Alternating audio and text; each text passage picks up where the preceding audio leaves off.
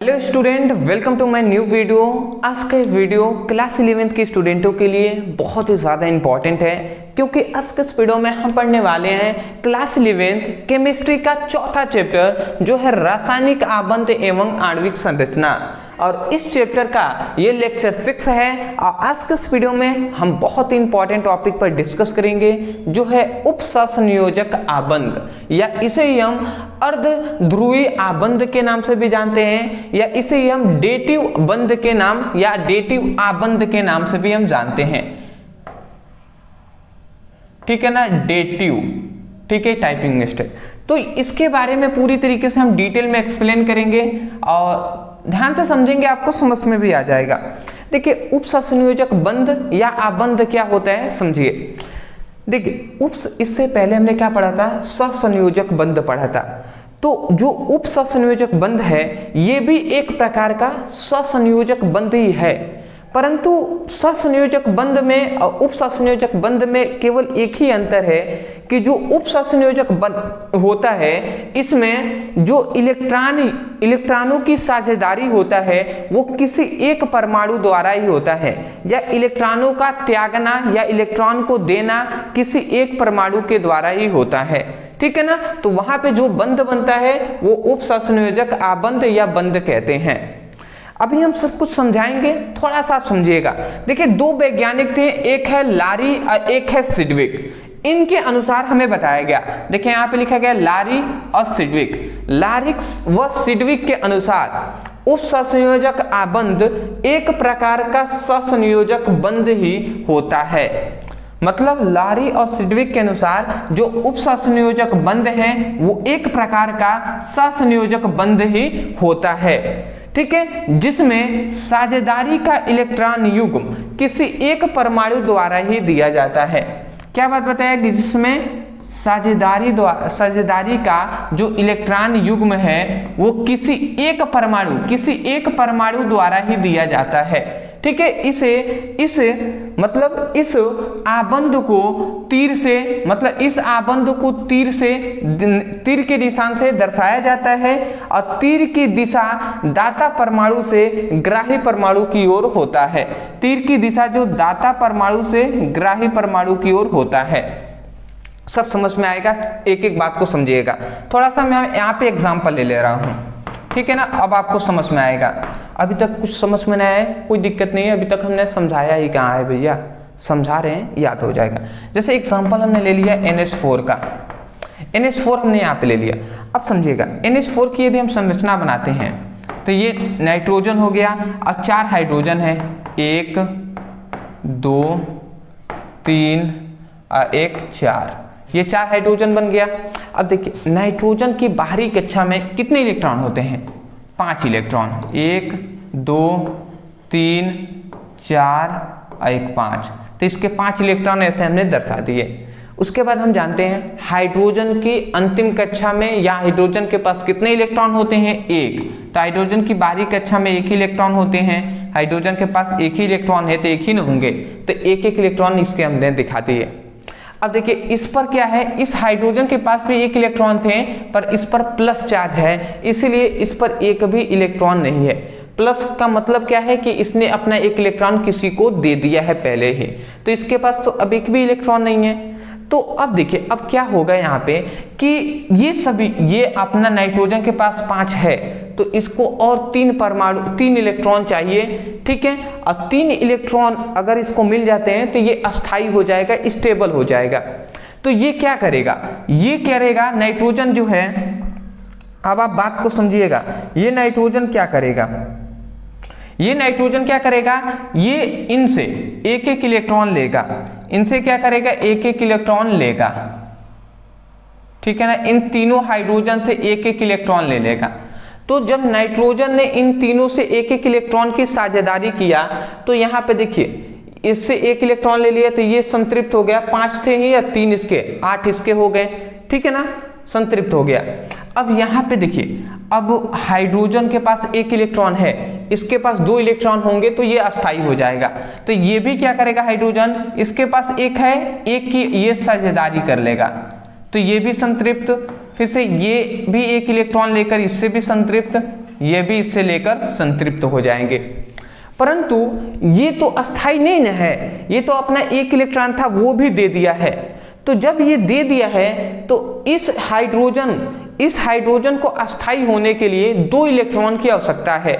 तो यहाँ पर ये नाइट्रोजन बिना कोई फायदा, नाइट्रोजन इस हाइड्रोजन को 2 इलेक्ट्रॉन देता है।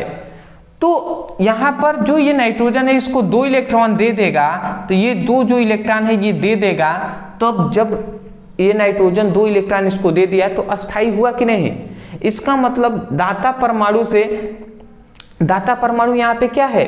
दाता परमाणु है N, अग्राही परमाणु मतलब जो ले रहा है उसको दे रहा है। तो देखिए यहाँ पे कहा गया है, ध्यान से समझेंगे कि लॉरी और सिडविक, अभी आपको समझ में आएगा, केवल इतना समझिएगा। नाइट्रोजन 2 इलेक्ट्रॉन था नाइट्रोजन के पास, वो भी 2 इलेक्ट्रॉन हाइड्रोजन को दे दिया है, ठीक है। देखिए यहाँ पे तो नाइट्रोजन ने हाइड्रोजन से 1 इलेक्ट्रॉन लिया है और हाइड्रोजन ने भी नाइट्रोजन से 1 इलेक्ट्रॉन लिया है। तो मतलब यहाँ पर तो 1-1 लिए और दिए हैं, यहाँ पे भी लिए दिए हैं, मतलब साझेदारी किए हैं, लेना देना नहीं होता। बट इसमें क्या हुआ है, इसमें नाइट्रोजन ने साझेदारी नहीं किया बल्कि 2 इलेक्ट्रॉन इसको दे ही दिया है, साझेदारी कर लिया है कि ले लो भैया। तो वही बात यहाँ पे कहा गया, लॉरी और सिडविक के अनुसार किसी उप सहसंयोजक आबंध एक प्रकार का सहसंयोजक बंध होता है। मतलब उप सहसंयोजक आबंध जो है वो एक सहसंयोजक बंध ही होता है। अब यहां से समझेगा, जिसमें साझेदारी का इलेक्ट्रॉन युग्म किसी एक परमाणु द्वारा दिया जाता है। देखिए, जिसमें साझेदारी का जो ये इलेक्ट्रॉन युग्म है किसी एक परमाणु द्वारा दिया जाता है। देख रहे हैं ना, केवल नाइट्रोजन ही नहीं इसको दे रहा है, ये हाइड्रोजन परमाणु है ये तो इसको दे नहीं रहा है। तो यही कहा जा रहा है कि साझेदारी का जो इलेक्ट्रॉन युग्म है वो किसी एक परमाणु द्वारा ही दिया जाता है। जैसे यहाँ पे नाइट्रोजन द्वारा दिया जा रहा है, तो वही बात कहा जा रहा है जिसमें साझेदारी का इलेक्ट्रॉन युग्म किसी एक परमाणु द्वारा दिया जाता है। इस आबंध को तीर से निशान से हम दर्शाते हैं। मतलब इस आबंध को हम तीर के निशान से दर्शाएंगे। जैसे अगर मैं इसका फिगर बना दूं तो मैं आपको बता दूं, देखिए अगर इसका मैं फिगर बनाऊं तो ये N, ये H, इसे यहाँ पे H, यहाँ पे H, ये 4 H हो गए हैं। तो इसको हम ऐसे दिखा देंगे, इसको हम ऐसे, इसको हम ऐसे, बट इसको हम जब दिखाएंगे तो इसको तीर के निशान से ऐसे दिखाएंगे, ठीक है ना। तो वही कहा जा रहा है कि इसे, मतलब इस आबंध को तीर से निशान से हम दर्शाते हैं। तो यहाँ पे इतनी बात समझ गए। उसके बाद कह रहा है कि तीर की दिशा दाता परमाणु से ग्राही परमाणु की ओर होता है। दाता परमाणु नाइट्रोजन ही ना इलेक्ट्रॉन को दे रहा है, तो दाता परमाणु से ग्राही परमाणु की ओर होता है। इधर से इधर होगा, तो देख रहे हैं ना, इधर से इधर, दाता परमाणु से ग्राही परमाणु की ओर होगी। तो इतनी बात आप समझ गए होंगे। देखिए एक और बात बता दूं, देखिए यहाँ पे ये जो आपको दिखाई दे रहा है, ये जो तीनों बंध हैं, ये तीनों बंध क्या है? ये तीनों बंध है सहसंयोजक बंध।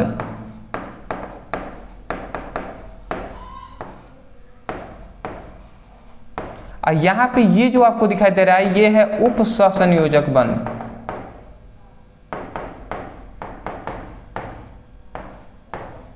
बात आप समझ गए होंगे। तो यही बात है, इतनी बात आप समझ गए। उसके बाद ये हुआ उप सहसंयोजक आबंध, आपने समझ लिया, ठीक है ना, कि उप सहसंयोजक बंध मतलब लॉरी और सिडविक, इनके अनुसार उप सहसंयोजक बंध एक प्रकार का क्या होता है? सहसंयोजक बंध ही होता है, जिसमें जो साझेदारी द्वारा जो इलेक्ट्रॉन युग्म है वो किसी एक परमाणु द्वारा ही दिए जाते हैं, ठीक है ना। और इसे तीर के निशान से हम दर्शाते हैं, और जो तीर की दिशा होगी वो दाता परमाणु से ग्राही परमाणु की ओर होता है। यही बात हमने यहाँ तक लिखा हुआ है। आगे बढ़ते हैं। नोट्स में हमने यहाँ पे 2 पॉइंट्स लिखे हुए हैं, समझिएगा। कह रहा है कि इस आबंध में दाता परमाणु के ऊपर आंशिक धनावेश, जो ये दे रहा है ना, इस पर आंशिक धनावेश होता है, और ग्राही परमाणु के ऊपर आंशिक ऋणावेश हो जाता है। और ये जो ग्राही परमाणु है इस पर आंशिक ऋणावेश हो जाता है। अतः इस आबंध को ही क्या कहा जाता है? अध्रुवी क्या है? अर्ध ध्रुवीय आबंध कहते हैं। मतलब दाता परमाणु पर आंशिक धनावेश और जो ग्राही परमाणु है उस पर आंशिक ऋणावेश होता है। इसी के कारण इसे अर्ध ध्रुवीय आबंध के नाम से भी हम जानते हैं। वही बात यहाँ पे कहा गया। अब यहाँ पे एक और बात समझिएगा, इस आबंध में इलेक्ट्रॉन युग्म किसी एक परमाणु द्वारा दिया जाता है। मतलब इस बंध में, इस आबंध में जो इलेक्ट्रॉन युग्म है वो किसी एक परमाणु के द्वारा ही दिए जाते हैं, इसलिए इसे हम डेटिव आबंध के नाम से भी जानते हैं। डेटिव आबंध कहते हैं, डेटिव आबंध। अरे डेट आपने सुना है ना, डेट का मतलब क्या होता है कि चलो डेट पे चले। डेट का बहुत सारे स्टूडेंट गलत मतलब भी निकाल सकते हैं, बट ऐसा कुछ भी नहीं है। डेट का सिंपल सा मीनिंग यही होता है कि कभी भी आप कहीं जा रहे हैं डेट पर, तो वहां पर मान लेते हैं 2 व्यक्ति हैं, तो उसमें से कोई एक व्यक्ति, हाँ उन दोनों, मतलब कोई एक व्यक्ति मान लेते हैं मैं हूं और भी कोई है, तो अगर मैंने कुछ खाया, हम दोनों ने कुछ खाया, तो उसका पेमेंट यदि कोई एक व्यक्ति करता है तो उसको हम डेट कहते हैं, और दोनों व्यक्ति कर रहे हैं तो उसको डेट नहीं कहते।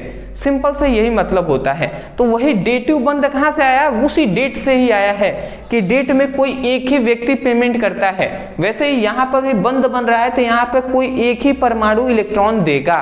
समझ रहे हैं ना, ये बात हुआ। चलिए जी, अच्छी बात है, आपने समझ लिया। यहाँ तक हमारी टॉपिक समाप्त होता है।